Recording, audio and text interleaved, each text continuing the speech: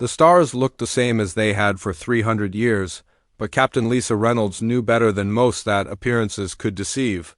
She sat in her command chair aboard Watchpoint 7, a monitoring station disguised as a drifting asteroid in the empty space between star systems. The station's sensors recorded everything that passed through this sector. Just as dozens of other hidden outposts did throughout the galaxy, Reynolds adjusted the long-range scanner display and frowned at what she saw. The Kithran Empire was moving again, their distinctive triangle-shaped warships cutting through space toward the Meridian Coalition's home system. She had been watching the Kithrans for 15 years, learning their patterns, studying their tactics, and documenting their cruelty.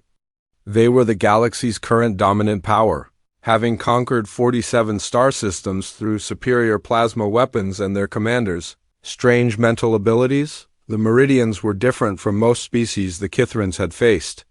They were peaceful farmers and doctors, three allied races who had never built a warship or fired a shot in anger. Their worlds were covered in vast gardens and medical centers where they healed anyone who asked for help.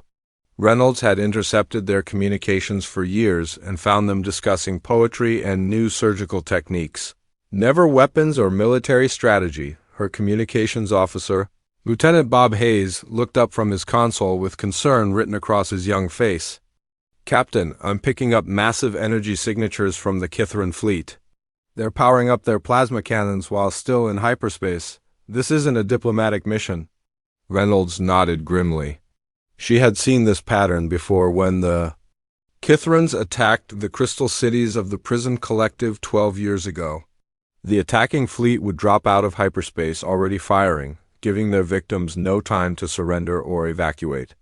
It was efficient and terrifying, exactly the kind of tactic that had kept the galaxy cowering before Kithran might for 2 centuries. "How long until they reach Verdania?" she asked, referring to the Meridian homeworld. 6 hours at current speed," Hayes replied. "Should I send the standard intelligence report to Earth?" Reynolds hesitated. Standard protocol was to observe and report, nothing more. For 3 centuries, Earth had maintained absolute silence while secretly watching the rise and fall of galactic civilizations. The Terran observation corps had learned from the mistakes of 12 different species, studying their technologies and cataloging their failures.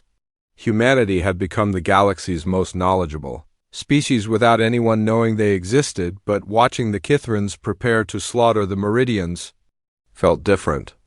Reynolds had grown up on stories of humanity's own close calls with extinction, the wars and disasters that had nearly ended their species before they reached the stars. The Meridians reminded her of those stories, peaceful people who had never hurt anyone about to be destroyed by bullies drunk on their own power. "Captain, the Kithran fleet just dropped out of hyperspace," Hayes reported. "They're beginning their attack run on Verdania." Reynolds activated the main display and watched in horror as 50 Kithran warships opened fire on the undefended world below. The Meridians had no shields, no weapons, no way to fight back. Their cities began to burn under the orbital bombardment, and desperate distress signals filled the communication channels. "Please, anyone who can hear this, we need help," came a broken transmission from the planet's surface. "They're killing everyone. Our children, our elderly, our doctors who have never harmed anyone. We don't understand why they're doing this." Reynolds clenched her fists. She had watched the Kithrans destroy the Prison Collective, the Silicon Mines, the Hive of Thousand Voices, and 8 other civilizations. Each time she had followed orders and simply observed. Each time she had filed her report and moved on to the next assignment.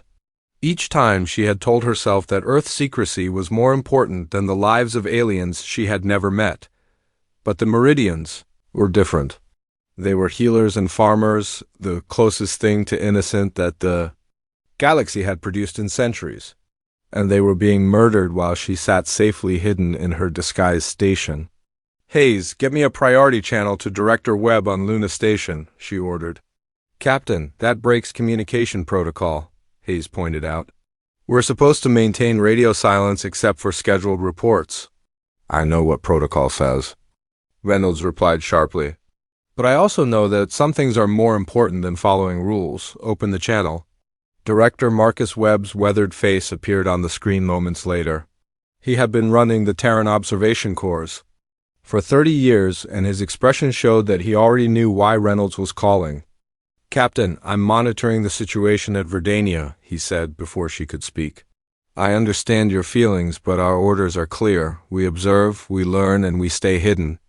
"Sir, they're committing genocide down there," Reynolds said. "Then the Meridians have never hurt anyone. They're doctors and farmers, and the Kithrans are burning their cities for sport?" Webb's face hardened. "I've seen the reports, Captain. I've seen what the Kithrans do to their conquered peoples. But Earth's survival depends on staying hidden until we're ready to act. We're not ready yet." Reynolds looked at her sensor display, where the Kithran fleet was systematically destroying every major city on Verdania. The death count was already in the millions and climbing rapidly. "Sir, with respect, when will we be ready? How many more civilizations have to die while we sit in the shadows and watch?" "Captain, you're letting emotion cloud your judgment," Webb replied. "The Kithrans have 2,000 ships and weapons that can crack planets. We have 300 ships and the advantage of surprise. If we reveal ourselves now, we might save the Meridians, but we'll condemn Earth to the same fate." "What if we don't save them?" Reynolds asked.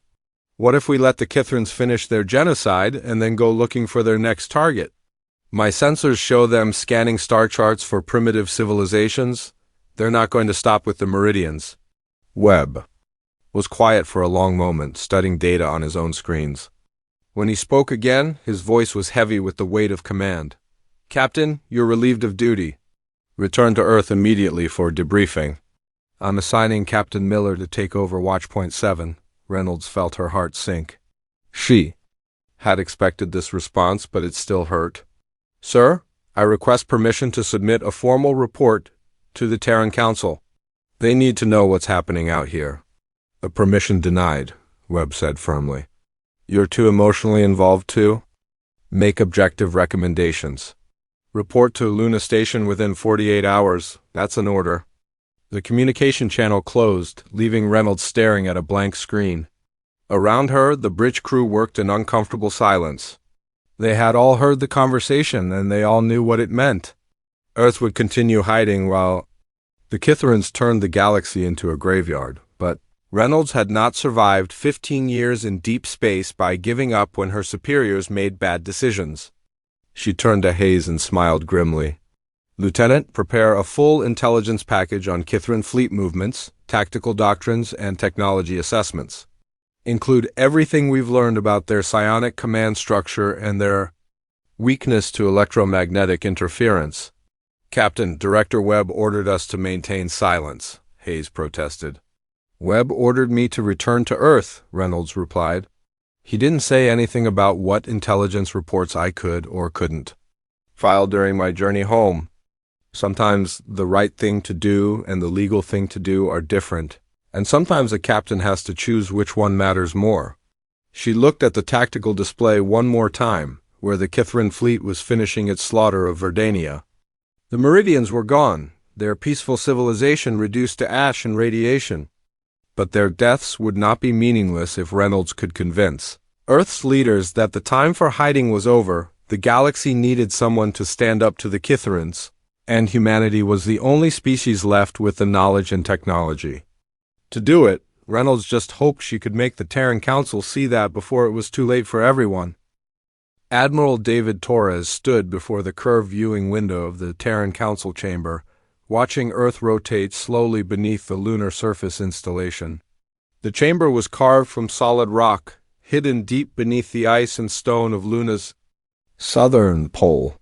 No electromagnetic signals could escape this place, and no orbital sensors could detect the massive complex that had served as humanity's secret capital for 3 centuries.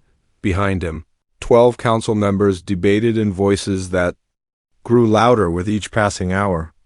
Captain Reynolds sat at the witness table, her intelligence reports spread across the holographic display for all to see. The data was damning and comprehensive, showing Kithran military strength, tactical patterns, technological capabilities. And most importantly, their systematic extermination of peaceful species across the galaxy. The facts are clear, said Counselor Williams, an elderly woman whose family had helped establish the first monitoring stations. The Kithrans have destroyed 15 civilizations in the past century. They're not conquerors in any traditional sense. They're exterminators who keep a few slaves for manual labor. Counselor Park shook his head. The facts also show they have 2,000 ships compared to our 300. Even with our technological advantages, those odds are suicidal. Earth has survived by staying hidden, and we should continue doing exactly that. Torres turned from the window and addressed the council. Members, we've spent 3 centuries learning from the mistakes of fallen civilizations. We've seen the quantum lords destroyed by overconfidence, the hive mind collapse from internal division, and the crystal empire shattered by technological stagnation. But we've never seen a species survive by hiding forever. Dr. Amy Foster, Earth's leading expert on alien biology and psychology, activated a new display showing Kithran brain scans. Admiral Torres is correct. Our analysis of captured Kithran communication arrays shows they're already scanning for primitive civilizations. They know about Sol System, and they know a developing species lives here. It's only a matter of time before they decide to investigate. The display showed star charts with Sol System marked in red, classified as a potential future target. The Kithrans had detailed information about Earth's radio emissions from the 20th and 21st centuries, though they assumed humanity was still at a primitive technological level. Counselor Brooks leaned forward in his chair. Dr. Foster, your reports indicate the Kithrans have psionic abilities that give them tactical advantages in combat. How do we counter mental powers with conventional weapons? Actually, that's their greatest weakness, Foster replied with a slight smile. Kithran psionics rely on specific electromagnetic brain patterns. We've developed interference fields that can disrupt their mental abilities completely. Without their psionic commanders, Kithran fleets become confused and uncoordinated. Reynolds stood up from the witness table. Council members, I've watched the Kithrans operate for 15 years. They're not invincible warriors, they're bullies who prey on species that can't fight back. Every civilization they've destroyed was either peaceful or technologically inferior. They've never faced an enemy that understood their weaknesses or could match their strengths. But they have numerical superiority, Counselor Martinez pointed out. 2,000 ships is still 2,000 ships, regardless of our advantages. Torres activated another display showing the hidden shipyards scattered throughout the solar system. Massive construction facilities were built inside hollowed-out asteroids, disguised mining platforms, and fake research stations. Council members, you're thinking in terms of our active fleet strength, but we have manufacturing capabilities the Kithrans don't know about. Every major asteroid belt in the system contains hidden shipyards that can produce vessels faster than any known civilization. The display showed production figures that made several council members gasp. Earth could build 50 ships per month if all yards operated at full capacity. The Kithrans had never faced an enemy with that level of industrial output. There's another factor to consider, Reynolds added. The galaxy is full of slave species and resistance movements that hate the Kithrans. If we break their image of invincibility, rebellions will start on every conquered world. We wouldn't be fighting them alone. Counselor Williams called for a formal vote. The question before us is simple. Do we maintain our policy of observation and secrecy, or do we reveal ourselves and intervene in galactic affairs? The vote was surprisingly close. 6 council members voted to maintain secrecy, 5 voted for intervention, and 1 abstained.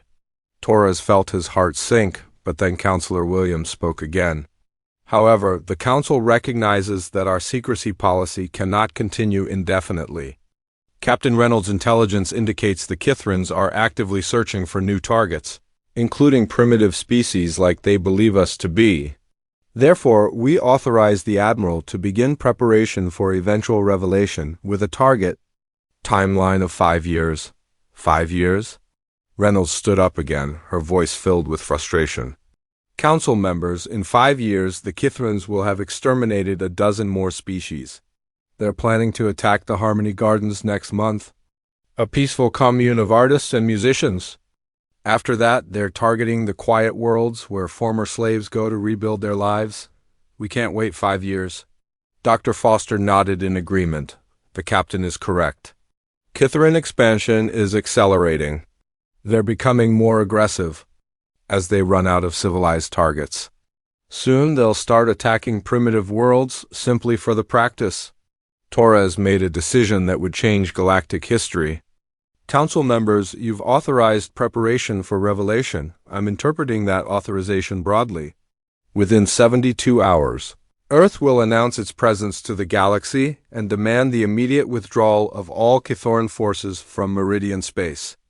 The council chamber erupted in angry voices. Admiral, that's not what we authorized, Councilor Park shouted. You're exceeding your authority. I'm protecting Earth, Torres replied calmly. The Kithrans will attack us eventually whether we hide or not. The only question is whether we face them as a surprise or as a target they've had time to study and prepare for. Councilor Williams called for order. Admiral, you're risking the survival of our entire species on an untested strategy.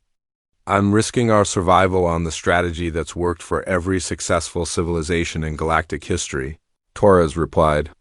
We learn from watching others fail, we develop superior technology through patience and study, and now we act from a position of strength rather than waiting until our enemies are ready for us. Reynolds stepped forward. Council members, the Admiral is right. I've seen what happens to a species that wait too long to act. The Silicon Mines had technology superior to the Kithrans, but they hesitated when they could have struck decisively. The Crystal Empire had defensive capabilities that could have stopped any invasion, but they waited until the Kithrans had developed counterweapons. Every civilization falls because they convince themselves they need more time to prepare. Doctor. Foster activated a final display showing comparative military capabilities. Members.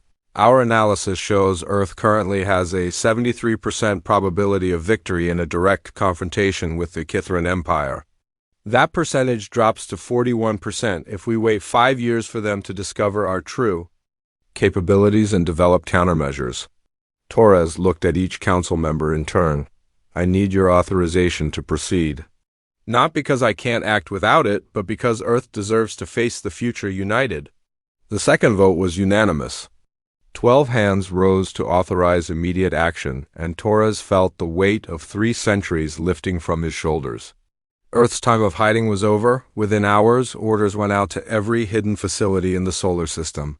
Shipyards that had operated in secret for generations revealed themselves as massive construction platforms. Weapons arrays disguised as communications satellites powered up for the first time. The Terran Defense Fleet, 300 ships that had never seen combat, prepared for their first open engagement. And across the galaxy, monitoring stations that had observed in silence for 300 years prepared to broadcast a message. That would change everything. Earth was ready to announce itself to the universe, and the Kithrans were about to learn that they were no longer the galaxy's apex predators. The stars looked the same as they always had, but everything was about to change. Lord Commander Thex of the Kithran 4th Fleet studied the tactical display with growing confusion. His 50 warships had just dropped out of hyperspace at the edge of Sol System, expecting to find primitive rockets and chemical weapons. Instead, they faced a perfectly organized formation of vessels that looked nothing like any known galactic design. The human ships were sleek and angular, their hulls covered in a dark material that seemed to absorb sensor scans. They hung motionless around Jupiter's orbit, 300 vessels arranged in defensive formations that spoke of advanced tactical thinking.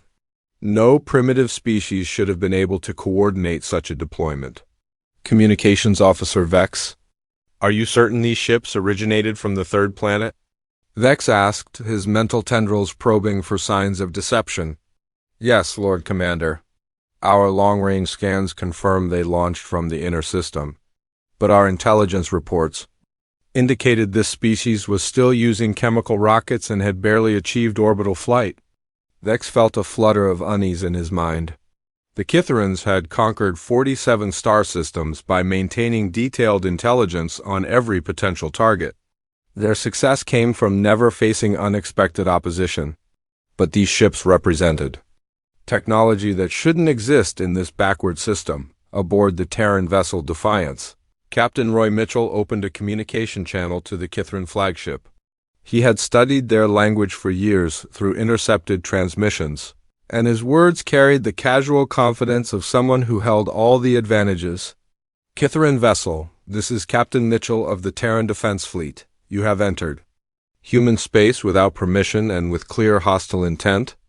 You have 72 hours to withdraw all forces from this system and from Meridian space. Failure to comply will result in immediate military action. The communication channel crackled with Vex's amazed laughter. Primitive creature, you dare to threaten the Kithran Empire? We have conquered civilizations with technology far beyond whatever crude weapons you've managed to construct. Surrender now, and your species will be granted the honor of serving as slaves rather than facing extinction. Mitchell smiled grimly. Lord Commander Vex, we know who you are. We know about your psionic abilities, your plasma weapons, and your tactics. We also know about your defeat at the Battle of Crystal Falls, your retreat from the Prism Nebula, and the 17 times your fleets have suffered casualties fighting inferior opponents. You're not as invincible as you pretend to be. Vex's mental composure cracked slightly. How could these primitives know about classified military engagements? The Battle of Crystal Falls had been a minor setback against automated defense platforms, hardly worth mentioning in official reports. But somehow these humans knew details that even most Kithrans had never heard. Enough talk? Vex snarled. All ships begin attack formation, target their largest vessels first. Let's show these upstarts what real military power looks like.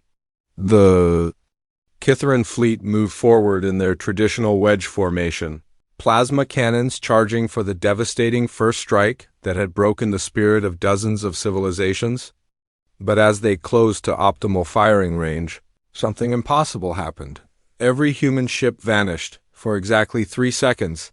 The Kithran sensors showed empty space where 300 enemy vessels had been moments before. Then the humans reappeared, but they were no longer in defensive positions.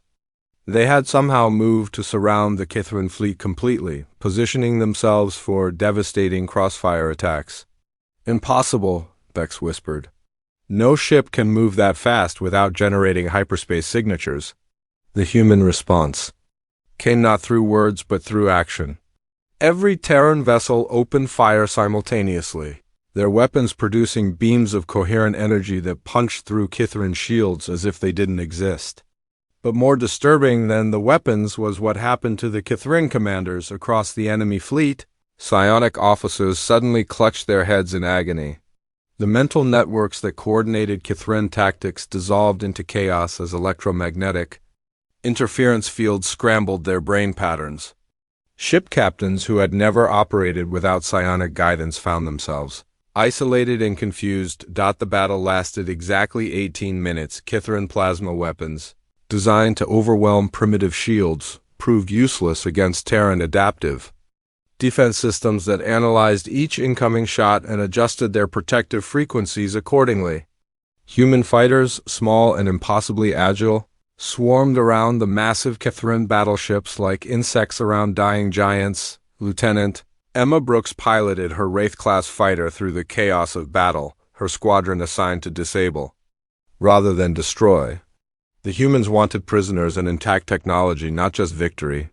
Her fighters' weapons were precisely calibrated to overload Kithran power systems without triggering their self-destruct sequences. Brooks to command, we've successfully disabled the flagship's main engines, she reported. The Lord Commander's vessel is dead in space and surrounded. Captain Mitchell's voice crackled through the communication system. Excellent work, Lieutenant. All squadrons, cease fire and begin recovery operations. Commander Vex, do you wish to surrender, or should we continue this demonstration? Aboard his crippled flagship, Vex stared at displays showing the destruction of his fleet. 47 ships destroyed or disabled, his officers writhing in mental agony from the electromagnetic interference and his own vessel completely helpless. He had never experienced defeat on this scale. How? He whispered into the communication channel. How did you know our weaknesses? How did you develop weapons specifically designed to counter our advantages? Mitchell's response was educational, rather than gloating. Lord Commander, we've been watching you for over 2 centuries. We've studied every engagement you fought, analyzed every tactical decision you've made, and learned from every mistake your enemies committed. You've been fighting civilizations that had weeks or months to prepare for your attacks. We've, had 300 years. The truth hit Dex like a physical blow. The humans hadn't just developed advanced technology, they had developed it specifically to counter Kithran capabilities.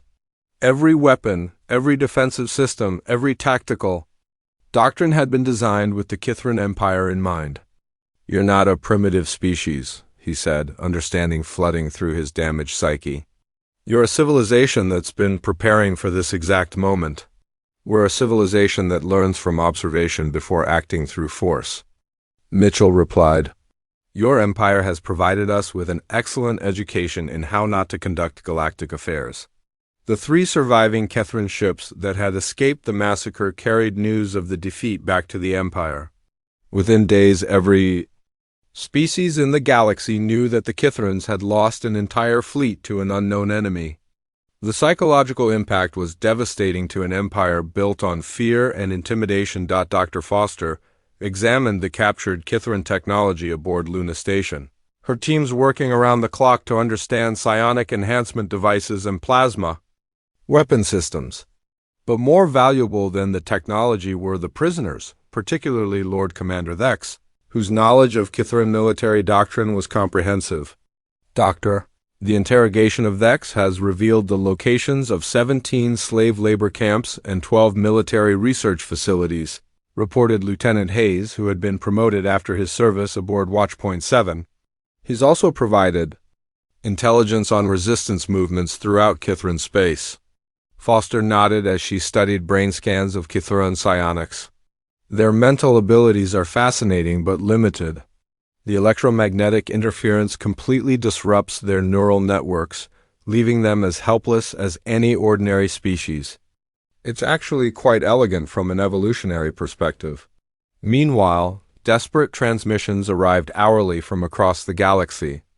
The Meridian Coalition, the few survivors of previous Kithran attacks, and even species that had never left their home systems all sent messages to Sol, system begging for assistance or offering alliance. Admiral Torres stood in the command center of Luna Station, watching display screens that showed the changing political landscape of the galaxy. Fear of the Kithrans was cracking, replaced by hope that someone finally had the power to stand against them. Admiral, we're receiving a priority. Transmission from the Meridian Coalition, announced the communications officer. They're requesting immediate assistance in liberating their occupied worlds, Torres smiled. The Kithrans had spent 2 centuries teaching the galaxy that might made right. Now it was time for them to learn that lesson from the other side. Prepare. Liberation Fleet Alpha, he ordered. It's time to return some occupied worlds to their rightful owners. Emperor Drax of the Kithran Empire stood in his war room, staring at holographic displays that showed the impossible. His 4th fleet, 50 of his finest ships, had been destroyed by a species that intelligence reports classified as primitive. The few surviving vessels brought back sensor recordings that defied everything the Kithrans understood about galactic warfare. General Quarks explained to me how these humans developed technology specifically designed to counter our advantages. Drax demanded, his mental emanations crackling with barely controlled rage. General Quarks, commander of the Imperial Navy, gestured helplessly at the tactical displays. Emperor, our analysts have reviewed the battle records repeatedly. These humans didn't just defeat us, they demonstrated complete knowledge of our capabilities and weaknesses. Their weapons were calibrated to penetrate our shields, their interference fields were tuned to disrupt our psionics, and their tactics suggested they've studied our combat doctrine for generations. The Emperor's rage grew stronger. Impossible. No civilization develops in isolation and then emerges fully prepared for galactic warfare. Someone has been feeding them intelligence about our operations. There's another possibility, Quark said. Carefully. The humans claim they've been observing us for centuries. What if they've been watching from hidden bases, learning our methods before revealing themselves? Drax considered this terrifying possibility. If the humans had been secretly observing Kithrin military operations for generations, they would know everything about Imperial tactics, technology, and expansion patterns. It would explain their impossible preparedness and their precise countermeasures. How many ships can we mobilize for a direct assault on their home system? The Emperor asked. 1,500 vessels, Emperor. But after the recent defeat, morale among our commanders is dangerously low. They're questioning whether the Empire is truly invincible. Drax's mental tendrils lashed out in fury. The Empire is invincible because I will it to be. Mobilize every ship, conscript every slave soldier, and prepare for the complete destruction of this human species. We will burn their worlds to ash and scatter their atoms across the void. But while the Emperor planned his massive assault, General Kevin Park of the Terran Defense Forces was implementing a very different strategy. Park had studied the fall of every galactic civilization for the past 3 centuries, and he knew that defensive warfare was a losing proposition against a numerically superior enemy. The Kithrins expect us to fortify Sol System and wait for their attack, Park explained to his staff officers. Instead, we're going to strike simultaneously at 17 different targets across their empire. Operation Silent Thunder will demonstrate that we can hit them anywhere, anytime, without warning. The operation required precise coordination and flawless execution. 17 strike forces, each consisting of 20 ships equipped with advanced cloaking systems, would attack critical Kithrin installations simultaneously. The attacks would be swift and devastating, designed to cripple Imperial military capabilities while avoiding civilian casualties. Lieutenant Emma Brooks found herself assigned to Strike Force 7, tasked with destroying the Kithrin research facility at Nexus Prime. The facility was where the Empire conducted experiments on captured aliens, seeking to understand the biology of conquered species. Intelligence reports indicated hundreds of prisoners were being held there for medical experimentation. Remember, our primary objectives are the research data and the liberation of prisoners, Brooks briefed her squadron. Secondary objectives include the destruction of experimental equipment and the capture of any Kithrin scientists. We go in fast, we complete the mission, and we withdraw before reinforcements arrive.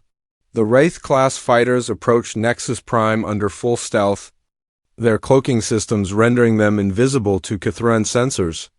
The facility was a massive orbital platform, heavily defended but completely unprepared for the coordinated assault that hit it. From multiple directions, Brooks led her squadron through the facility's central hub, her fighters' weapons precisely targeted to disable defensive systems without causing catastrophic explosions. The goal was liberation, not massacre, and the human pilots had trained extensively to distinguish between military targets and civilian areas. Brooks to Strike Force 7, we've located the prisoner-holding areas, she reported. I'm seeing representatives from at least 12 different species, all showing signs of medical experimentation. These people need immediate medical attention. The rescued prisoners told horrifying stories of Kithrin cruelty. Dr. Foster's worst fears were confirmed as the liberated aliens described experiments designed to understand pain tolerance, mental breaking points, and biological vulnerabilities.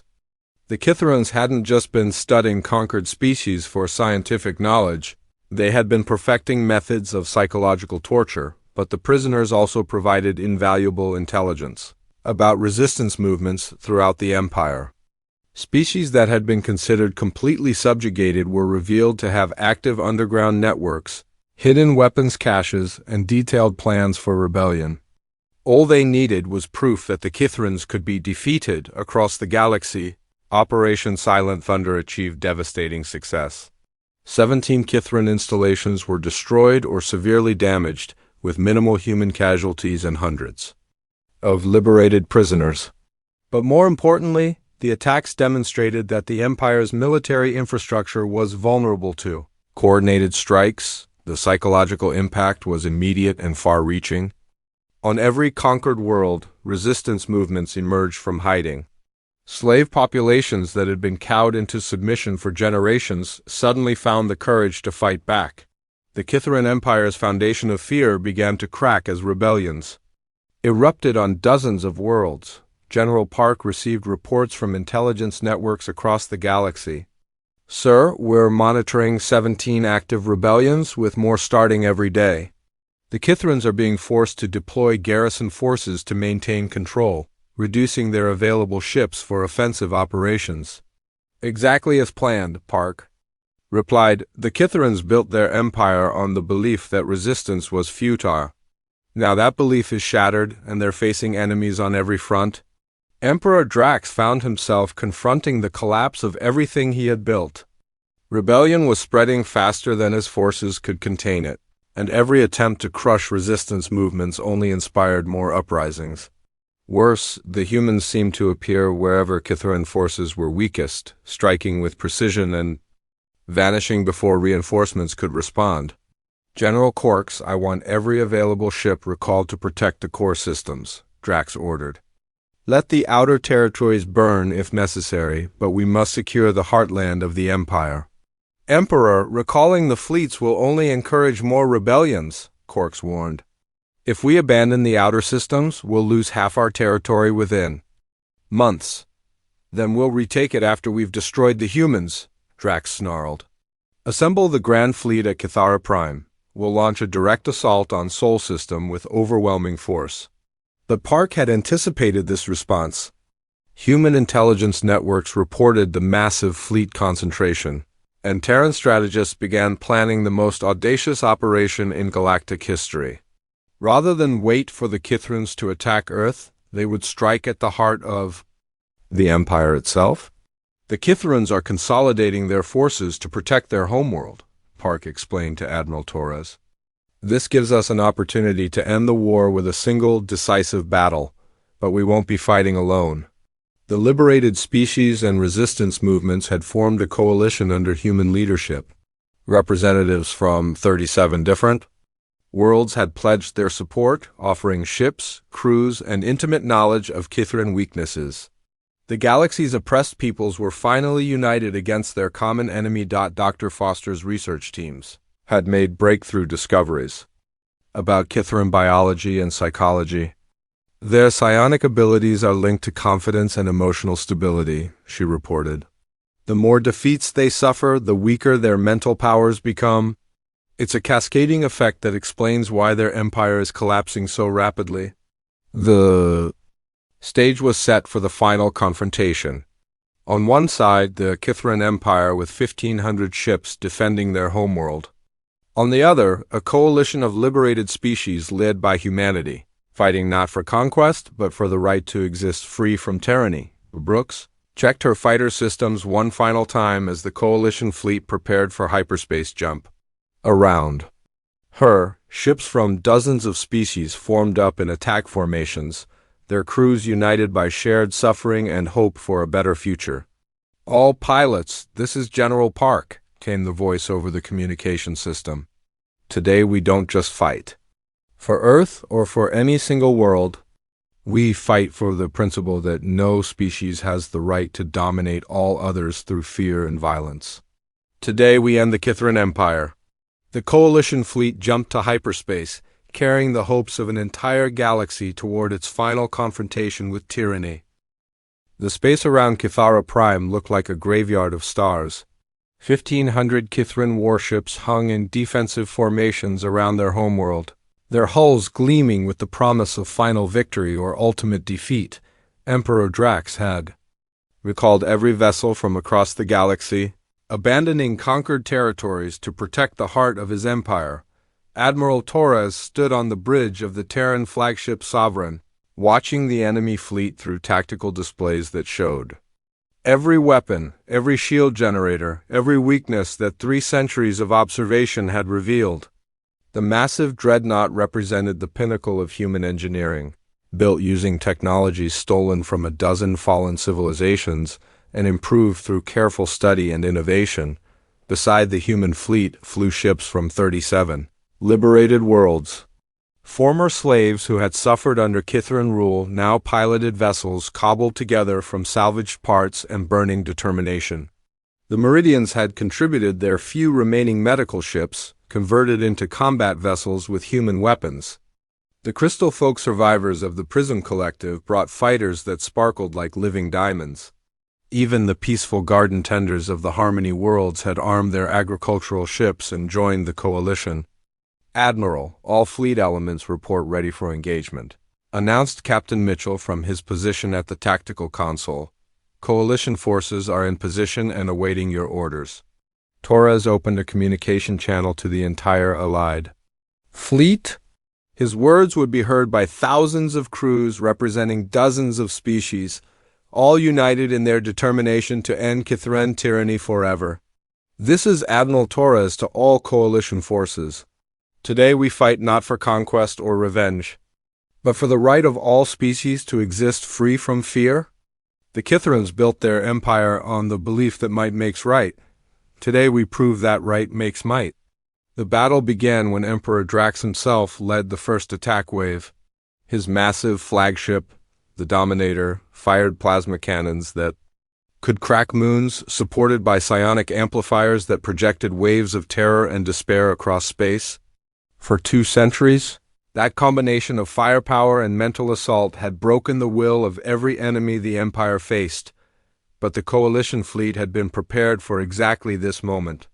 Human ships activated their electromagnetic interference fields, scrambling Kithran psionics and turning their greatest advantage into a liability. Without their mental coordination, the disciplined Kithran formations began to break apart as individual ship captains struggled to operate independently.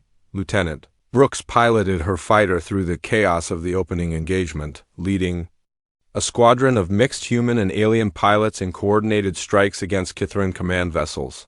Her wingman was a former slave from the mining worlds, flying a fighter built from salvaged Kithran parts and powered by pure hatred for his former oppressors. "Brooks to strike leader, we've identified the flagship's psionic amplifier array," she reported, requesting permission to disable their mental weapons. "Permission granted," came Torres's reply.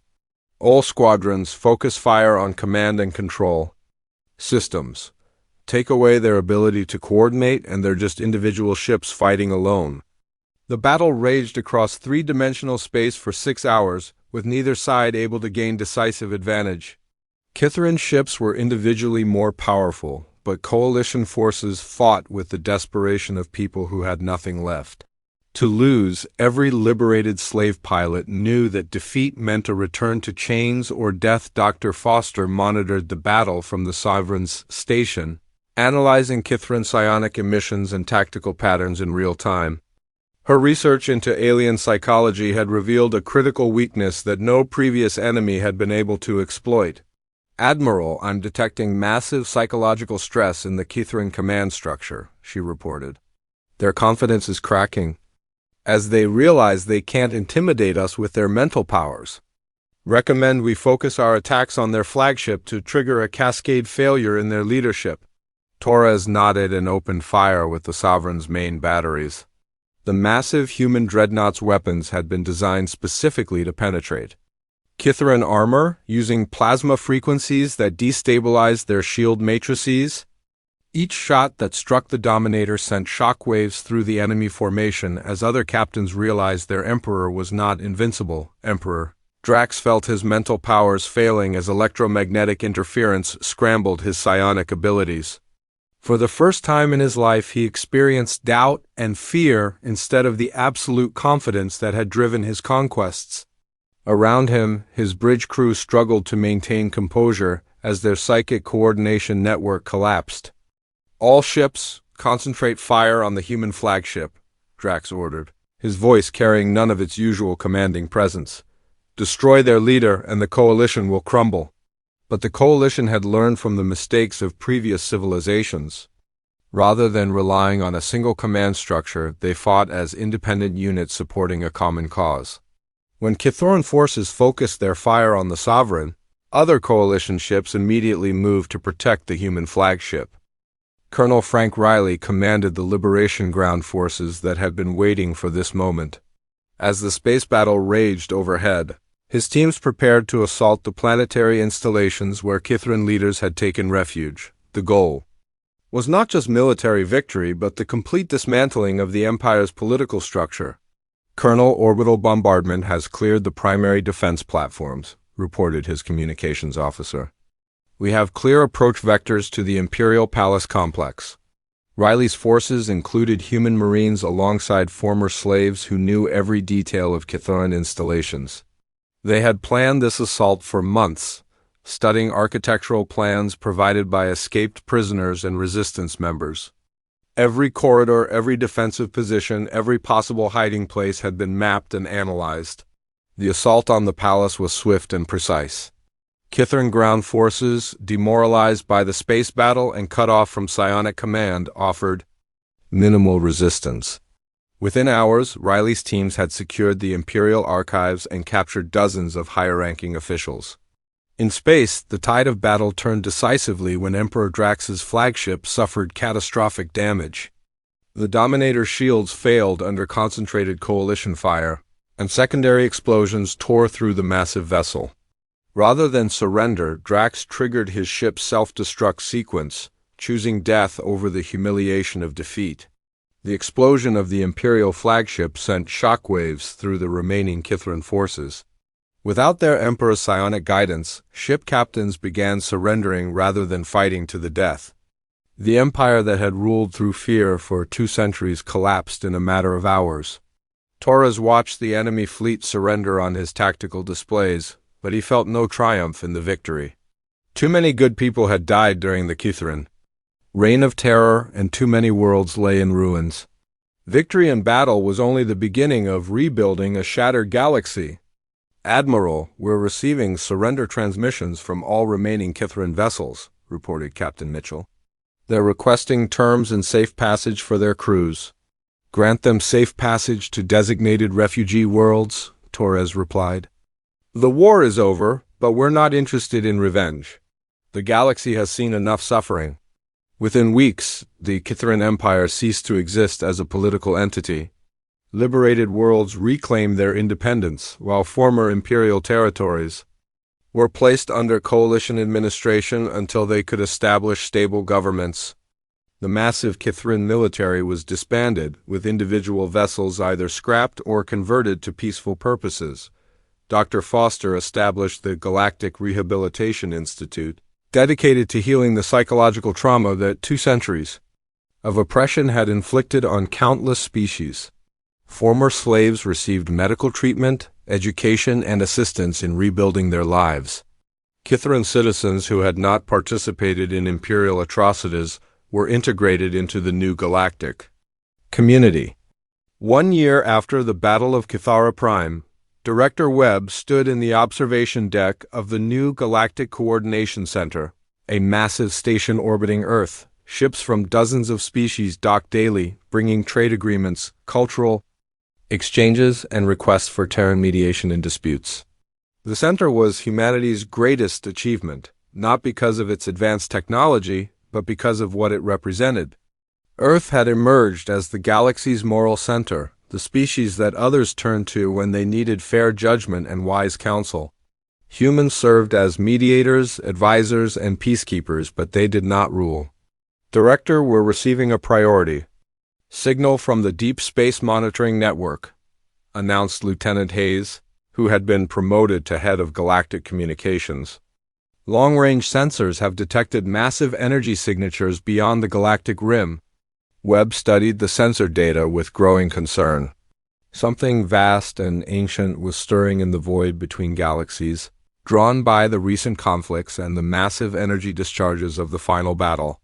The signals suggested technology far beyond anything the galaxy had ever seen. It seems our work is just beginning, Webb said quietly. The galaxy finally has peace, but there are always new challenges waiting in the dark. Torres joined him. At the observation window, watching ships from a dozen species conduct joint training exercises in Earth's orbital space. Former enemies working together, former slaves learning to fight as free beings, former oppressors seeking redemption through service to others. Whatever comes next, we'll face it together, Torres said.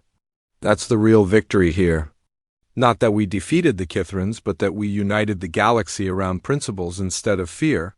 The stars looked the same as they always had, but everything had changed.